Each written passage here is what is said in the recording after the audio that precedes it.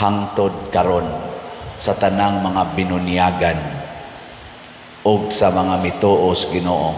Mo nang pagsulti ni Kristo niini, ningon dayon siya, wa din hinabutang, pero gibutang din nga kanini ang sa iyang ebanghelyo, sa laing ebanghelyo, ningon siya, mao kini ang timaan sa mga mutuo kanako, makabaton sila gahom sa paghingilin og mga yawa og sa pag-ayo sa mga masakiton, nga napag ito'y makasulti og lain-laing pinulungan.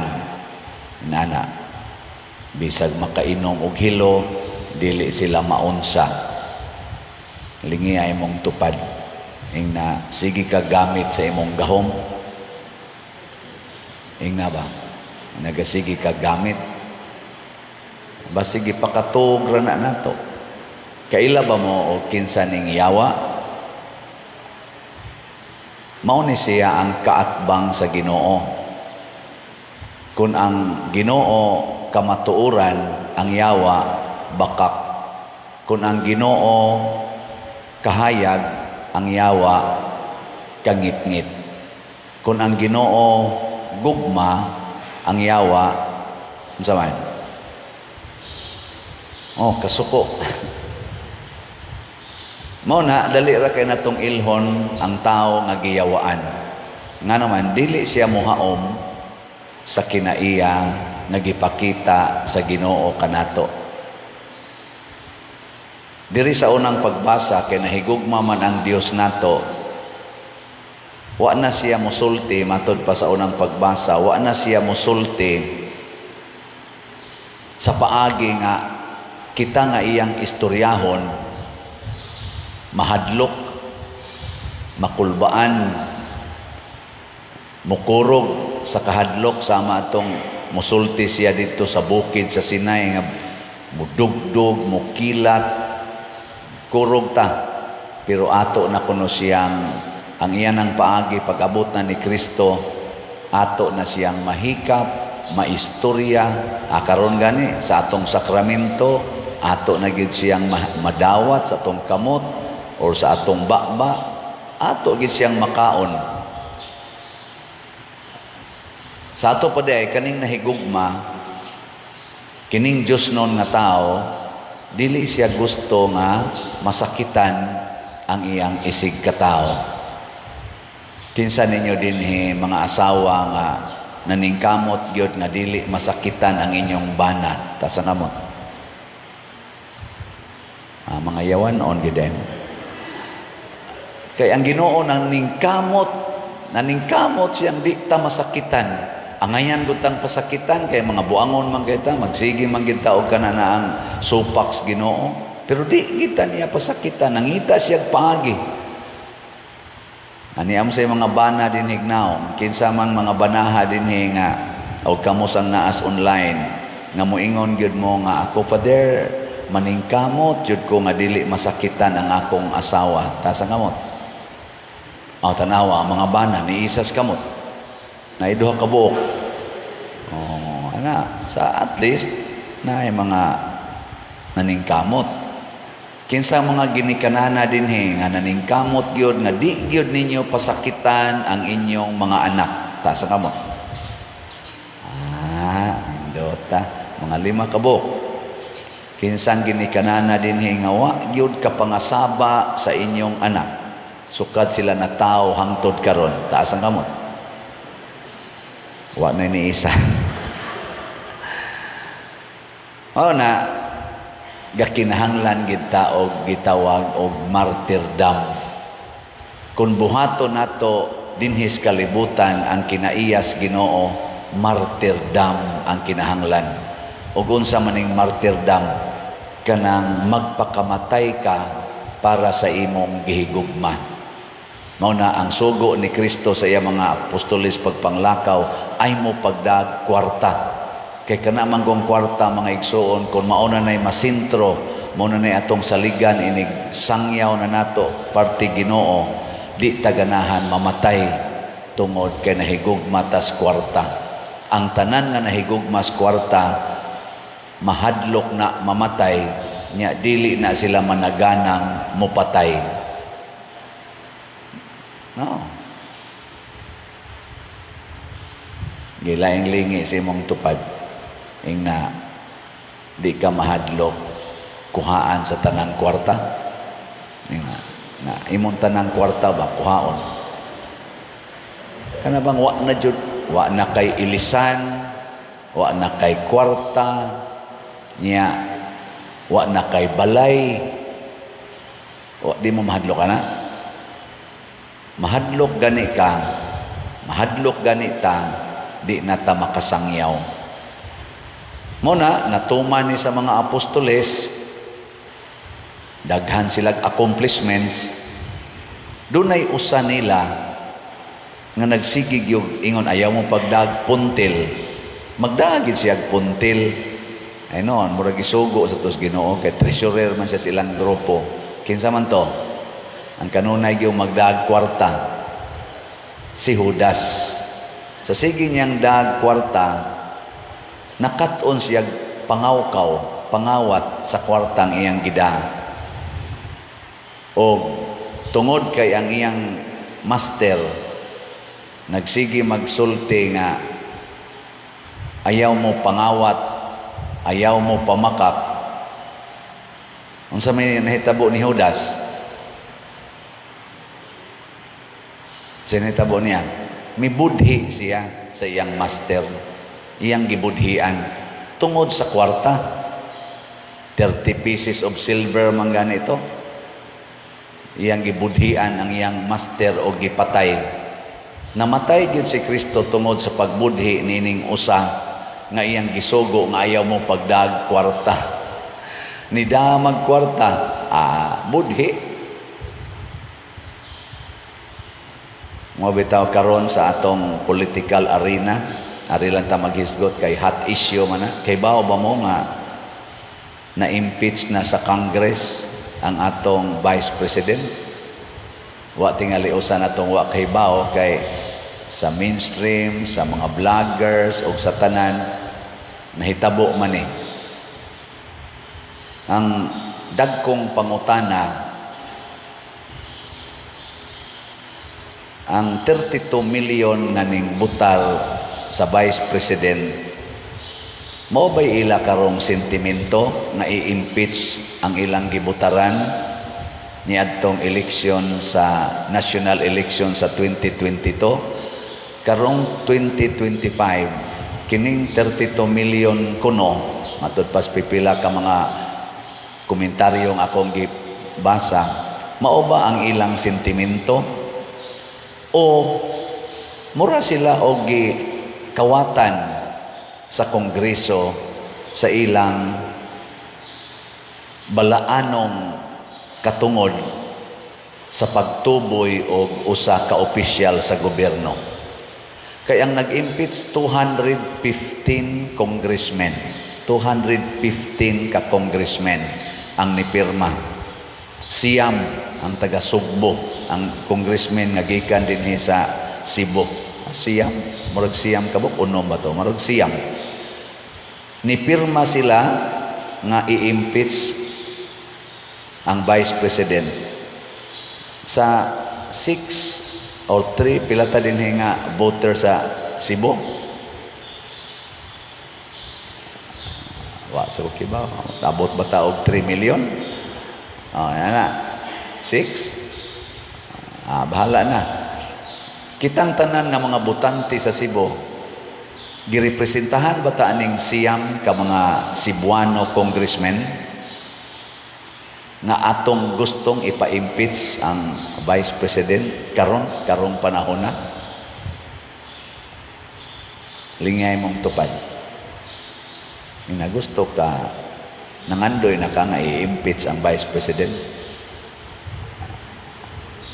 Kay gitawag man sila House of Representatives. So ngunay unang pangutana. Ikaduha,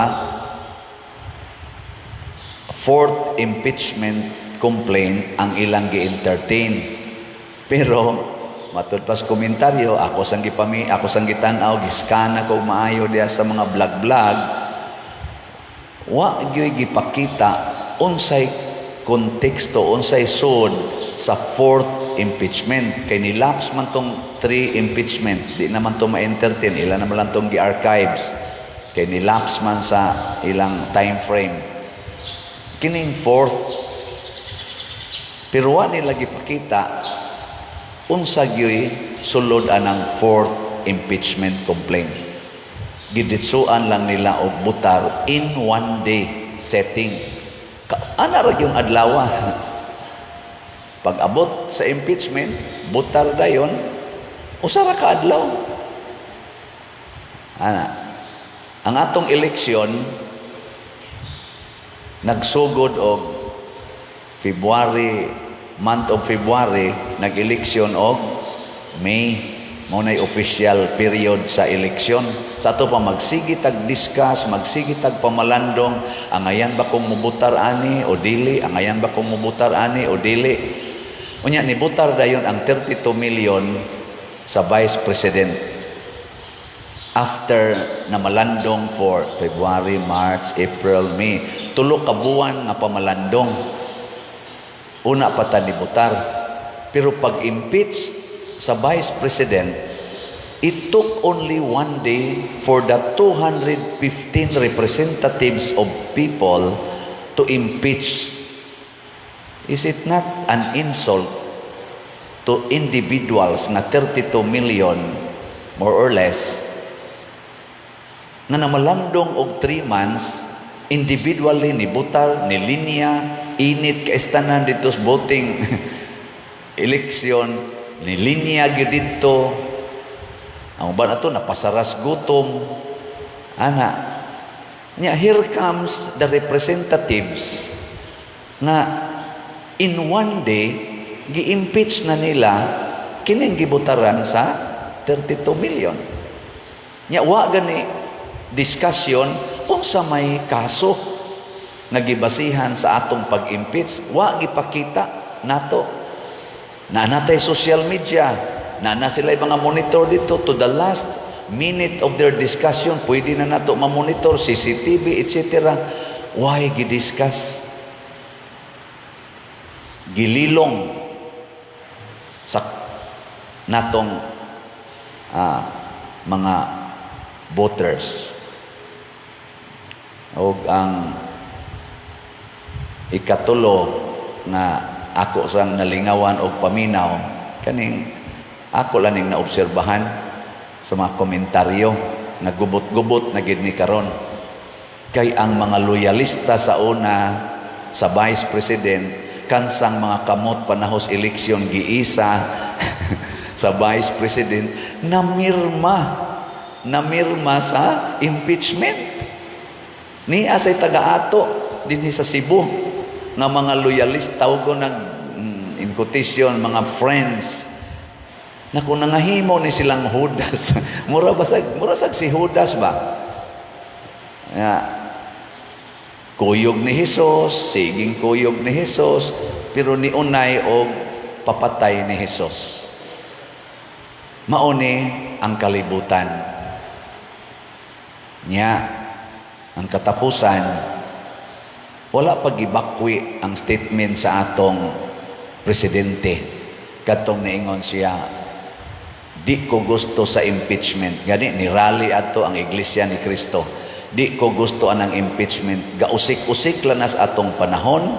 O niya, wa ginay ika-contribute kanang impeachment sa Vice President. Nothing. Why ika-contribute sa kaayuhan o sa panginahanglan sa atong mga Pilipino nga katawhan? Munang di ko gusto ana, wala pa na gibakwi sa atong presidente kana nga maong statement. Although wala na sad siya additional statement karon, pero wa pa na niya gibakwi in public nga karon ako tong bakwion ang akong gisulti o gusto na kong impeachment. Pero ang unang ni pirma number 1 sa baluta ang iyang anak si Sandro Marcos, mo'y unang ni pirma sa impeachment. In short, wa mutahod si Sandro Marcos sa pulong sa iyang amahan nga presidente. Gisupak niya ang iyang amahan. Ingon ana ba no? Ang anak mutahod maginas ginikana no. Maingon magyud ka, anak, tahura ang imong mamagpapa, sugo na sa Ginoo. Pero siya unang nipirma. Number 1 siya. Impeachment ni Sarah, nga gideclare sa iyang amahan, ayaw ng impeachment, kay wa na'y kapuslangan. Ako lang ning gihatagan o pamalandong in context sa atong ebanghelyo, pagpapahawa o giyawa. Kay kining yawa, mga igsoon, mugubot gid ni sa nagkahiusang katawhan. Mao bitaw na kanang naakoy kaslon, moingon dayon ko pangandam na mo. Kay naghiusa man mo, ni-declare man mong maghiusa, bungkagon gyud mo siyawa, tagaan gyud mo daghan kayong pagsulay, hangtod mabungkag mo kay kontra ginasyawa ang unity. Onya kay si Bongbong Marcos o si Sara pag eleksyon, ni-declare man nga unit team ta, unit team. Agibungkag na Rosyawa, hastang ilang ka unit team, nagiyawaan na. Ambot o kinsay giyawaan na, diri ba sa side ni Presidente Marcos o diri ba sa side ni Sara, atong Vice President. Ang ato lang pamalandungan, kinsa Manila ang nagsunod or duol-duol sa batasan ni Kristo. Kinsa Manila ang duol-duol sa kinabuhi sa mga santos, labi na gyud sa mga martyrs.